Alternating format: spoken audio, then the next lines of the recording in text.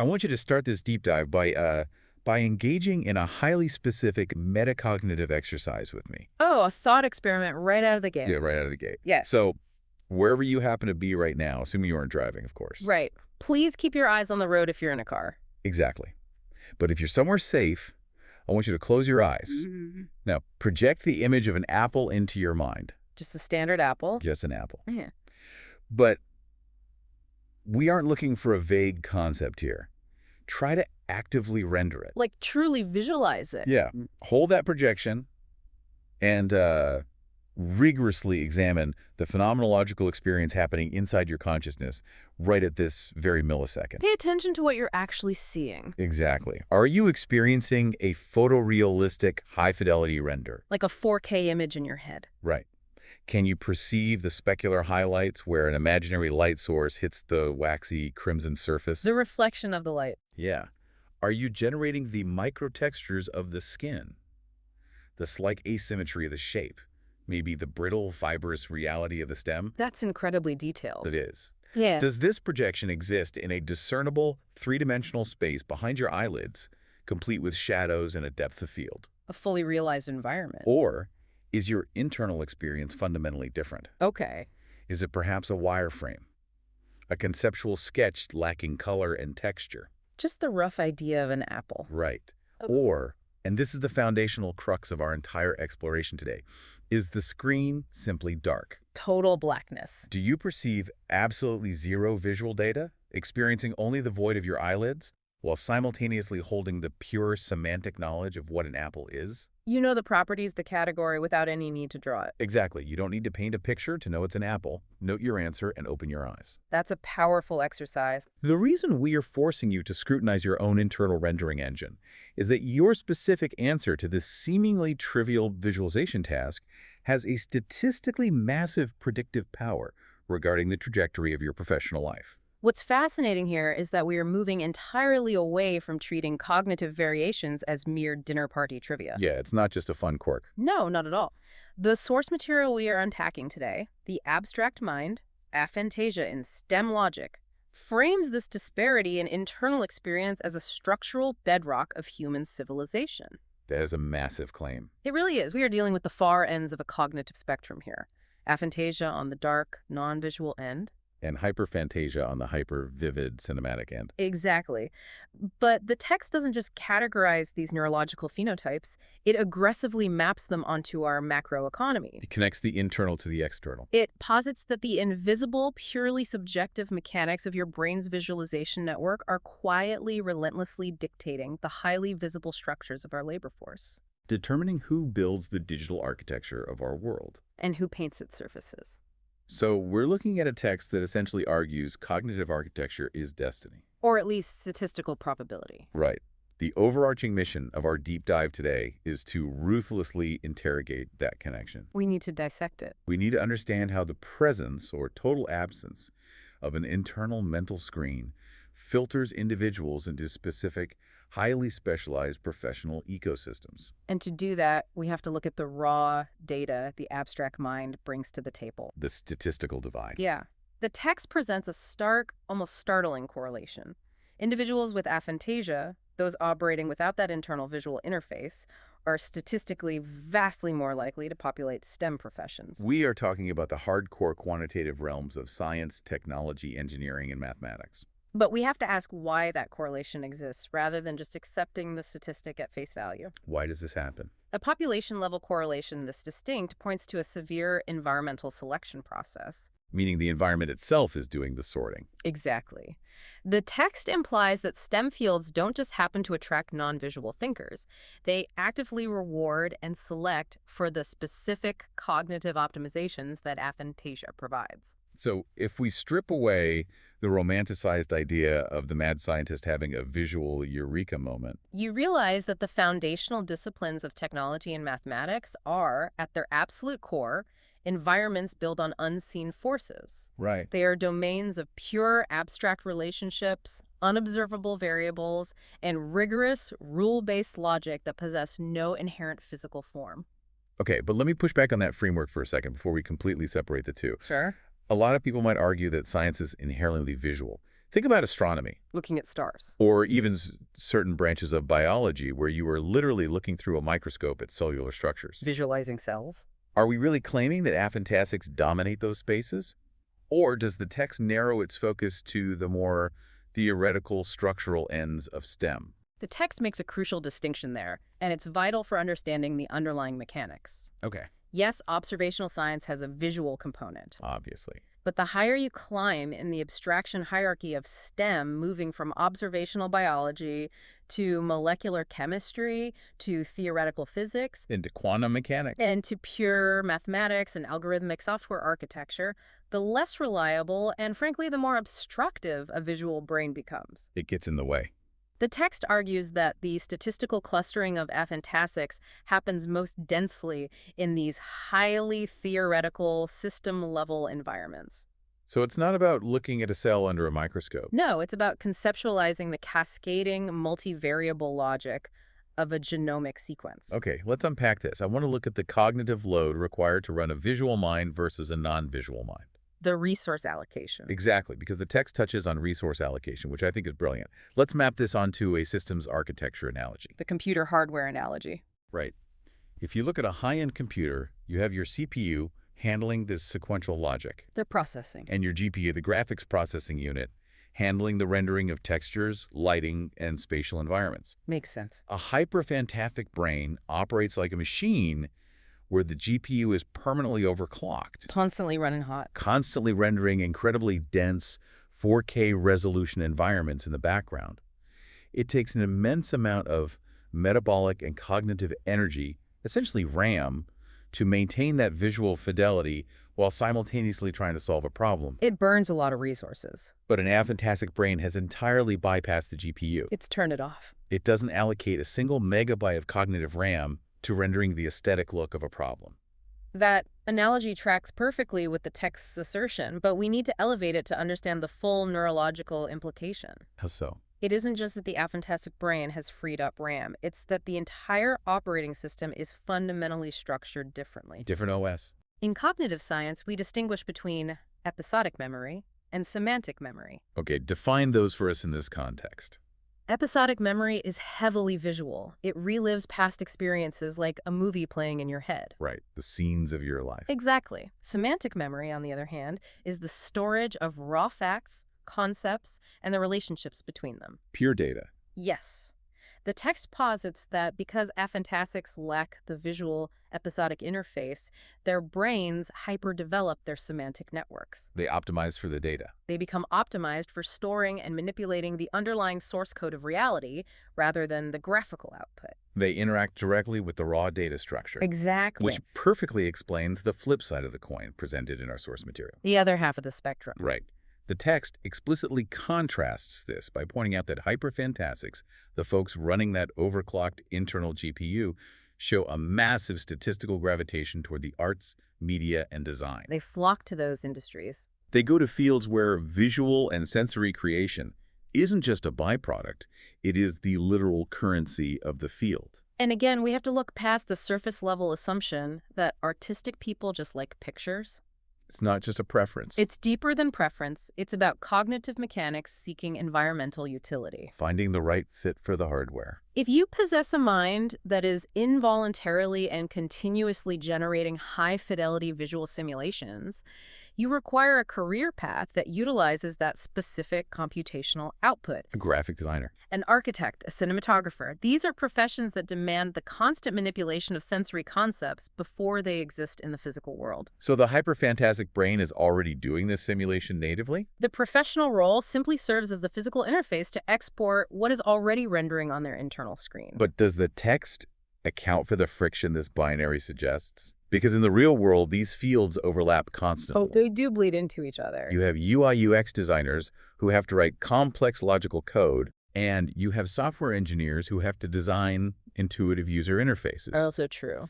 If we are biologically predisposed to one end of this spectrum, how does the abstract mind explain the cross-pollination? The text doesn't claim a rigid, impermeable wall between the disciplines. It's not a hard border. No.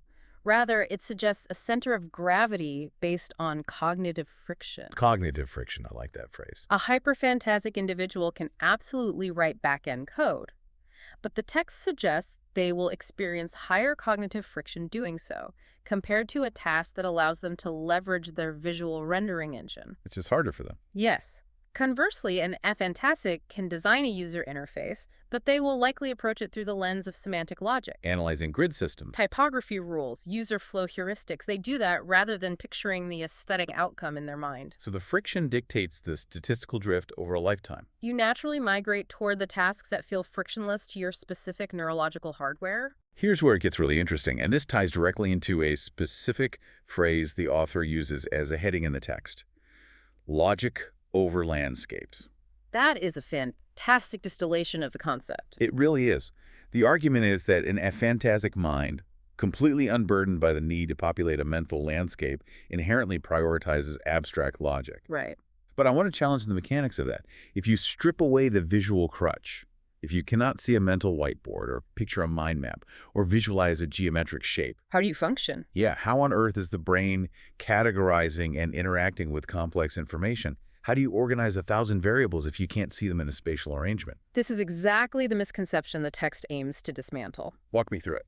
We conflate spatial reasoning with visual reasoning, and they are mediated by entirely different pathways in the brain. They aren't the same thing. Not at all. Visual reasoning is the what pathway. Color, texture, specific identity. That's handled largely by the occipital and temporal lobes. Okay, the what? Spatial reasoning is the where pathway. Distance, orientation, structural relationships. That is handled by the parietal lobe. So you can have one without the other. Exactly. An aphantasic individual might have zero visual rendering capability, but exceptionally high spatial manipulation skills. They don't need to see the variables. They inherently grasp the special and logical relationships between them. So they categorize information by its behavior, its constraints, and its relational logic to other data points.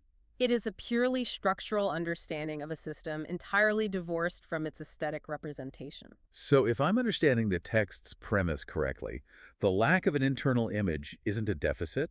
Far from it. It's a profound evolutionary advantage in specific environments.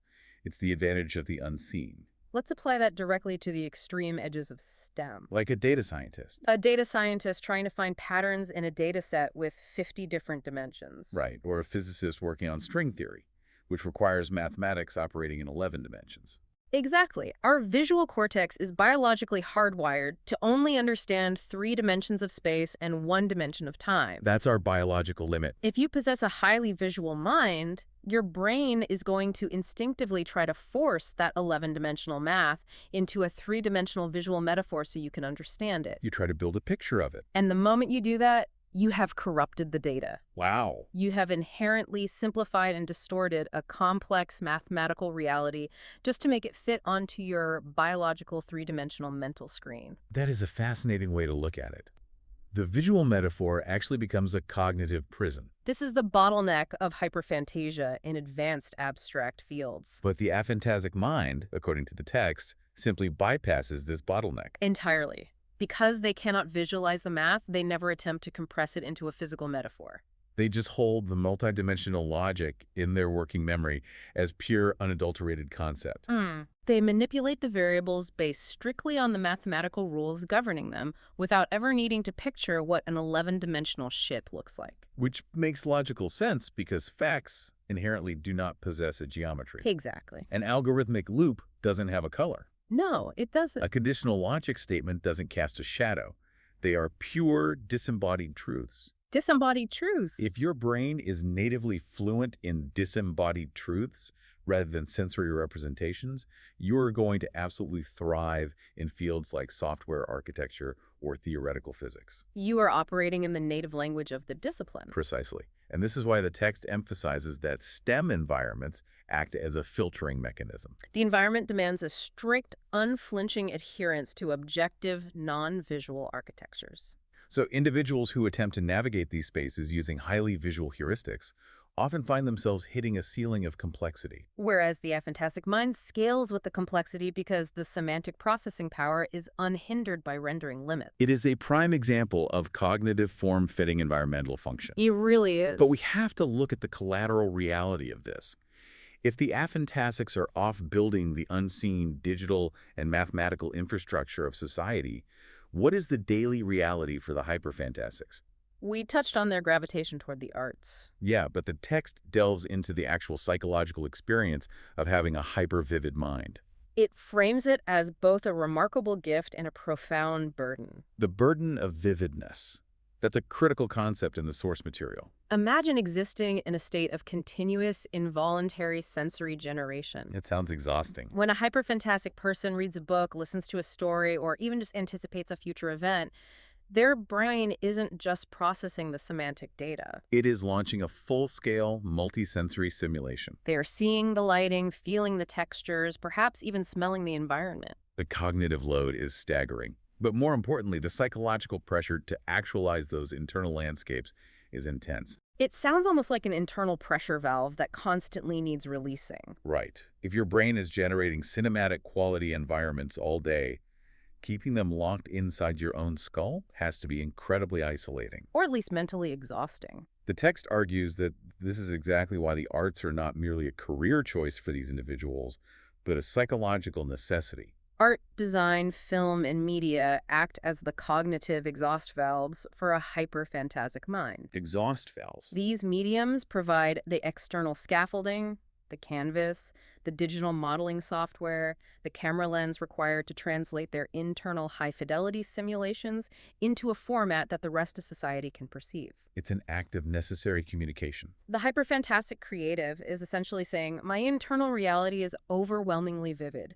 I must use these tools to show you what I am experiencing. So the profession is the translation mechanism. Exactly. So what does this all mean? When you zoom out and look at the aggregate effect of these two divergent cognitive profiles, the text seems to be implying the existence of a massive, deeply integrated cognitive ecosystem. We aren't just looking at isolated quirks. No, we are looking at a symbiotic societal structure. It is a profound symbiosis. The text paints a picture of a civilization that absolutely requires both ends of the spectrum to function at scale. We critically rely on the semantic, abstract processing of the aphantasic minds to construct the invisible, logical scaffolding of our world. They write the cryptographic protocols that secure our banking. They design the aerodynamic stress loads of our airplanes. They map the genomic sequences of diseases. They manage the invisible logic boards of human progress. But that invisible infrastructure is entirely utilitarian and often utterly unnavigable by the general population without an interface. Right, nobody wants to interact with the raw binary code of a banking app. We need a graphical user interface. We need the hyperphantastics to design the buttons, choose the typography, create the branding. And build the aesthetic environment that makes the logic actually usable and meaningful to human beings. We need them to design the physical architecture that sits on top of the structural engineering. We need the aphantasics to make the building stand up and the hyperphantastics to make it a place we actually want to live in. Exactly. One without the other is catastrophic. A society built entirely by hyperphantastics might be incredibly beautiful and rich in narrative. But it would likely lack the rigorous, abstract structural integrity required for advanced technological scaling. Conversely, a society built entirely by aphantasics might achieve incredible technological and mathematical feats. But it could manifest as a sterile, purely utilitarian landscape, devoid of sensory richness or cohesive visual culture. The text posits that human progress is entirely dependent on the continuous friction and collaboration between the mind that sees the landscape and the mind that sees the logic. But let's bring this down from the macro-societal level and ground it in the daily reality of the listener. Practical applications. Because understanding that society needs both types of brains is great for sociology. But how does the text suggest we apply this to our own lives? If you're listening to this right now, how should this alter the way you operate tomorrow morning? Exactly. The primary application the text demands is a rigorous self-audit of your own problem-solving heuristics. You have to identify your baseline operating system. When you are faced with a complex task, let's say you are tasked with overhauling a major project at work or learning a deeply complicated new software platform. Observe your instinctual cognitive approach. Do you immediately reach for a whiteboard to draw a flowchart? Do you try to visualize the end state of the project and work backward? Or do you instinctively open a spreadsheet, strip away all visual context, and begin categorizing raw data points into a sequential, logical hierarchy? And the danger, I assume, is trying to operate against your own hardware. Right. If you are a natural aphantasic, but you've been repeatedly told by business gurus that you need to vision board your goals or picture success, You are going to feel incredibly frustrated and inadequate. you're trying to use a GPU you don't possess. Precisely. And the reverse is equally damaging. If you are deeply hyperfantasic, attempting to force your highly visual, simulation-based mind into a purely semantic, dry data entry process without allowing yourself to map it visually is going to cause immense cognitive friction. The text urges you to lean heavily into your native hardware. If you are aphantasic, embrace structural outlining, semantic categorization, and pure logic trees. Do not apologize for your lack of visual processing. Leverage your unburdened semantic network. And if you are hyperfantasic, leverage mind mapping, color coding, and narrative storyboarding to anchor abstract concepts into your visual engine. Let's expand on the collaboration aspect, because this is where the friction of this cognitive divide actually plays out in real time. Yes, the modern cross-functional team. You routinely have departments populated by highly aphantasic individuals like back-end engineering or data analytics. Forced to collaborate daily with departments populated by highly hyperfantasic individuals, like marketing, creative direction, or UX design. The text implies that a massive amount of corporate friction isn't actually a clash of personalities. It's a literal clash of cognitive rendering engines. It is a fundamental translation error. Imagine a scenario where a creative director is attempting to explain a brand vision to a lead database architect. Okay, set the scene. The creative director is using highly descriptive sensory language, painting a vivid mental picture of the user experience. Assuming the architect is seeing the same cinematic sequence in their head. Exactly. But the architect is essentially blind to that landscape.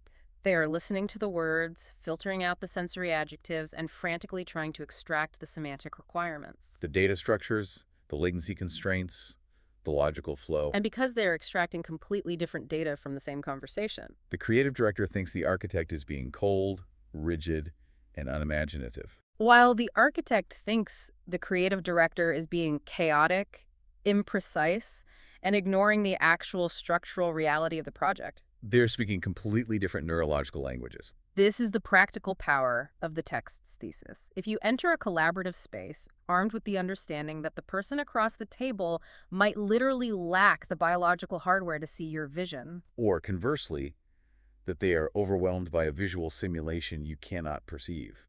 It immediately diffuses the frustration. It moves the conversation from personal friction to mechanical translation. You learn to translate your landscapes into logical constraints for the engineer. And the engineer learns to translate their structural logic into visual impacts for the designer. It demands a profound level of cognitive empathy. It really does. If we connect the bigger picture beyond just corporate boardrooms, this text seems to represent a massive indictment of how we structure our educational systems. Oh, absolutely.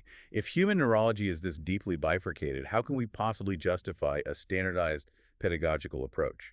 This raises an important question that the source material touches upon regarding developmental bottlenecks. Our early educational systems are almost exclusively biased toward hyperfantasic learning models. We teach reading through picture books. We teach foundational math using visual metaphors like cutting up pies or stacking colored blocks. We heavily rely on visual memorization and spatial visual tasks to evaluate early intelligence. Which means a young, naturally aphantasic mind, a mind perfectly optimized to eventually become a brilliant quantum physicist or software architect. Might struggle immensely in early elementary school. They might fail to grasp a mathematical concept not because they lack the logical capacity, but because the visual metaphor being used to teach it is completely incompatible with their brain. The visual pie chart is actively getting in the way of the pure numerical logic they are native to. Exactly.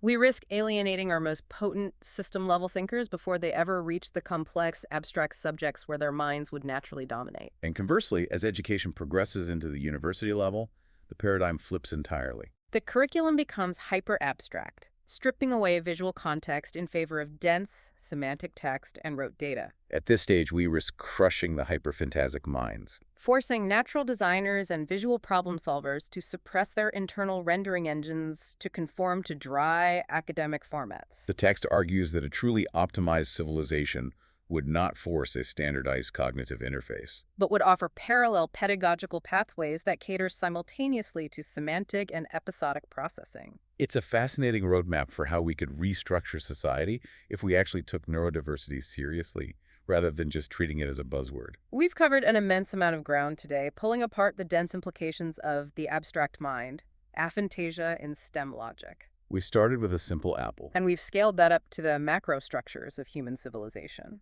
We've explored the stark statistical reality that the presence or total absence of an internal mind's eye acts as a powerful gravitational force on our career trajectories.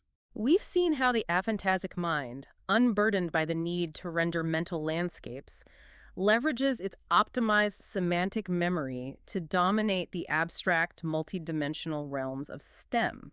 Building the invisible logic of our world. And we contrasted that by examining the profound cognitive load and generative power of the hyperphantasic mind. We explored how the constant involuntary rendering of high-fidelity internal simulations creates a psychological imperative to externalize those visions. Driving these individuals toward the arts, media, and design, where they create the visible, interactive layers of our culture. Ultimately, we uncovered a complex cognitive ecosystem where the mind that sees the logic and the mind that sees the landscape are deeply, inextricably reliant on one another for societal progress. It completely reframes how you look at the people you work with and how you look at yourself. It moves us away from judgment and toward structural understanding. And as we close out this deep dive, I want to leave you with a final, slightly unnerving philosophical thought that naturally extends from the source material. I love these. Let's hear it.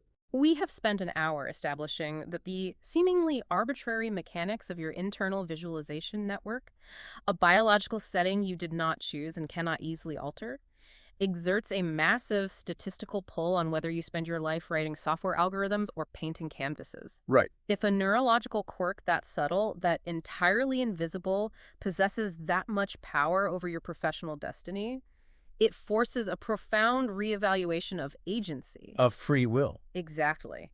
How many of the major defining choices you have made in your life, your passions, your career pivots, your creative pursuits, were actually conscious decisions of free will? Or are you simply the passenger in a biological vehicle while your brain quietly, relentlessly steers you toward the specific external environment that requires the least amount of cognitive friction for its unique, invisible wiring? That is exactly the kind of unsettling, paradigm-shifting question that will make you rethink every career decision you've ever made. Are we the architects of our ambitions or just algorithms finding our path of least resistance? Thank you for taking this deep dive with us today. Keep interrogating your own internal experience. And more importantly, keep questioning the assumption that the people sitting next to you are experiencing the same reality you are. Until next time.